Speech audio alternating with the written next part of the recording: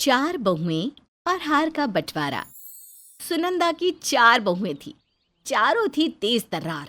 चारों की एक दूसरे से बिल्कुल भी नहीं जमती थी। वो आए दिन झगड़े करती ही रहती। देखो तीनों, मैं तुम्हारी जिठानी हूँ। मैं जो कहूंगी वही होगा।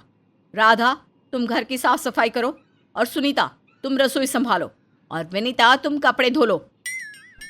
वाह जी वाह जेठानी जी, हम तीनों को काम बताकर आप तो चलिए आराम करने। हम तीनों आपकी एक बात नहीं सुनेंगे।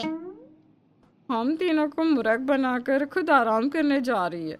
सबको आसान आसान काम बता दिया और मुझको सबसे कठिन काम दे दिया। क्यों नहीं सुनोगी तीनों? मैं बड़ी हूं तुमसे। जो मैं कहूंगी वही करना होगा। इस तरह चारों आपस में झगड़ा करने लगती है। तभी सुनंदा जी वहां आती हैं। अरे क्या हो रहा है यहाँ पर? क्यों लड़ रही हो चारों? देखो ना माँ जी, जेठानी जी हम तीनों को काम बताकर खुद आराम करने जा रही थी। क्यों बड़ी बहू, क्या कह रही है ये तीनों? वो माँ जी, एकदम चुप। अरे बड़ी बहू हो, थोड़ी तो जिम्मेदारी समझो। बड़ी बहू, तुम घर की साफ सफाई करोगी। राधा और विनीता खाना बनाओ, और सुनीता तुम जाके कपड़े धो लो। जिसके बाद चारों अपने काम में लग जाती है। और कुछ देर बाद जेठानी जी, कैसे घर साफ किया है आपने? देखो पूरा घर गंदा है। सुनीता, तुमने कपड़े कितने गंदे तरह से धोए हैं। मेरी साड़ी का दाग तक छूटा नहीं है उससे। मैं तुम दोनों को कुछ नहीं कह रही। इसका मतलब ये नहीं कि मेरे पास जुबान नहीं है। इतना बेस्वाद खाना कोई बनाता है क्या? कुत्ता भी नहीं खाता ऐसे खाने को। और नहीं तो क्या, खुद का काम तो ढंग से करती है नहीं, और मुझसे कह रही है इतनी सफाई से तो घर साफ किया है। ऐसा करो, अब तुम ही जीभ से चाट कर साफ कर दो जो गंदगी बाकी रह गई है उसे। फिर चारों बहुओं में भयंकर युद्ध छिड़ जाता है। घर में शोर सुनकर सुनंदा जी वहां आती हैं। एक दूसरे में कमियां निकालना बंद करो और जाके अपना काम करो। अब मुझे घर में कोई शोर शराबा नहीं चाहिए। सॉरी माँ जी, सॉरी माँ जी। सभी सास से माफी मांगकर वहां से चली जाती हैं। वहीं अगले दिन, बहू, अरे आओ बहू, यहाँ तो आना। तभी चारों बहू वहां आती हैं। तुम चारों यहाँ क्या करने आ गई? किसी एक को बुलाया था ना? माँ जी, आपने किसी का नाम नहीं लिया ना, इसलिए हम चारों आ गई। अच्छा अच्छा ठीक है। सुन बहू, मेरी अलमारी में 40,000 रुपए रखे हैं, लाके शर्मा जी को दे दे। जी माँ जी। तभी चारों बहुएं एक साथ सास के कमरे में जाती है। अरे एक को बोला तो चारों क्यों गई? 15 मिनट बीत जाते हैं, लेकिन एक भी बाहर नहीं आती। 40,000 लाने में इतना समय लगता है क्या? आखिर ये कमरे में क्या कर रही है? अरे शर्मा जी, आप यहीं बैठिए, मैं भी आई। सास कमरे में जाके देखती है तो चारों बहुएं चाबी के लिए आपस में लड़ रही थी। माँ जी ने मुझे पैसे लाने को कहा था, चाबी मुझे दो। नहीं, मुझे बोला था। उनकी बहू मैं हूँ। उन्होंने कहा था बहू पैसे लेकर आ, मतलब मुझे कहा था। बड़ी बहू मैं हूँ, इसका मतलब माँ जी ने मुझे पैसे लाने को कहा था। अरे चुप हो जाओ सबकी सब। किसी एक को कहा था, मतलब कोई भी ले आता। इसमें बहस करने जैसी कौन सी बात है? अब जाओ यहाँ से, मैं खुद ले लूंगी। फिर सुनंदा जी पैसे लेकर शर्मा जी को दे देती है। सासू माँ फिर कमरे की ओर देखती है। यह बहू है, वापस कहाँ चली गई? कोई दिखाई क्यों नहीं दे रही? वहीं बहुएं अभी भी सास के कमरे में खड़ी लड़ाई कर रही थी। देखा, तुम तीनों की वजह से सासू माँ को कितना गुस्सा आया। ये आप तीनों की गलती है। मैं इसमें इन्वॉल्व नहीं हूँ। सासू माँ ने तो मुझे ही कहा था, आप तीनों फालतू में आ गई। अरे तुम चारों की कोई गलती नहीं है बहू, मेरी गलती हो गई। अब जाके अपना काम करो, मेरा दिमाग खराब मत करो। फिर चारों वहां से चली जाती हैं। लेकिन आए दिन किसी न किसी कारण चारों बहुएं आपस में झगड़ती रहती। इस चीज से सुनंदा जी काफी परेशान हो चुकी थी। फिर एक दिन, बड़ी बहू, ये ले, ये साड़ी पड़ोसन विभा की है। उसने अपनी सास को बिना बताए चोरी से खरीदी है। पूरे 50,000 की है। संभाल कर रखते हैं और देखना कोई नुकसान ना हो इसे। जब उसकी सास बाहर जाएगी तो वो इसे लेने आ जाएगी। जी माँ जी। फिर रानी साड़ी लेकर अपने कमरे में चली जाती है। 50,000 की साड़ी, एक बार पहन कर देखती हूँ मुझ पर कैसी लगेगी। रानी साड़ी को देख रही होती है कि तभी विनीता वहां आ जाती है। जिठानी जी, साड़ी मुझे भी दिखा दो, वरना मैं सासू माँ को बता दूंगी कि आप इसे पहनकर चेक कर रही थी।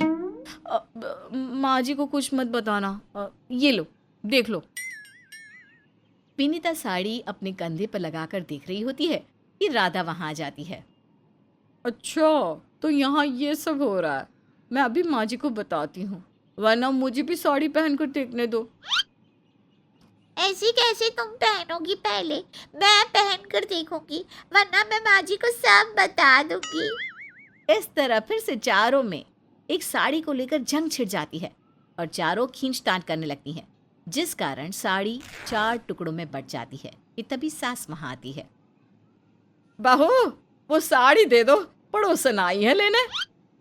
और तभी साड़ी के 4 हिस्से देखकर सास बहुत गुस्सा होती है और बहुओं के कारण उसे 50,000 रुपए का नुकसान झेलना पड़ता है। आज तुम चारों के कारण 50,000 रुपए पड़ोसन को जेब से दिए मैंने। अरे कितनी बार समझाया, लेकिन समझती नहीं हो तुम। सासू माँ, सब ना इन तीनों की गलती है। नहीं माँ जी, सब इन तीनों की गलती है। इस तरह चारों बहू एक दूसरे पर ब्लेम डालने लगती है। वहीं सास तंग आकर वहां से चली जाती है। क्या हुआ सुनंदा, बड़ी परेशान लग रही हो? अरे चारों बहुओं ने नाक में दम कर रखा है। जिसके बाद सुनंदा जी कालिनी को सारी बात बताती हैं। बस इतनी सी बात? चारों को लालच दे, तभी मिलकर काम करेंगी। मैंने भी इसी तरह अपनी बहुओं को बांध कर रखा है। वहीं शाम को, बहू, अरे ओ बहू, जरा जल्दी आओ। जी माँ जी। क्या हुआ माँ जी? ये देखो, ये मेरा पुश्तैनी हार है। ये मेरी परदादी सास ने दादी सास को दिया था। दादी सास ने सास को और सास ने मुझे। अब मैं ये हार अपनी उस बहू को दूंगी जो बहू मुझे इसे संभालने के काबिल नजर आएगी। तुम चारों तो ठहरी झगड़ालू, तुमसे कुछ नहीं संभलता। तो मैं ये हार तुम्हें तब तक नहीं दे सकती जब तक तुम मेरा भरोसा ना जीत लो कि कौन सबसे काबिल है। उसके लिए हमें क्या करना होगा माँ जी? मैं हर महीने तुम चारों बहुओं को 10,000 रुपए दूंगी। उसमें तुम्हें महीने भर घर संभालना होगा और उसी में बचत भी करनी होगी। जो इस काम में सफल रहा, मैं उसी को ये हार दूंगी। बस इतनी सी बात। समझो ये हार तो अब मेरा हुआ। मैं भी देखती हूँ कैसे, ये मैं ही जीतूंगी। जिसके बाद सबसे पहले बड़ी बहू की बारी आती है। 10,000 में तो ढंग से शॉपिंग भी नहीं होती। घर का खर्च कैसे चलाऊं? छोटी छोटी चीज़ों की बचत करनी होगी।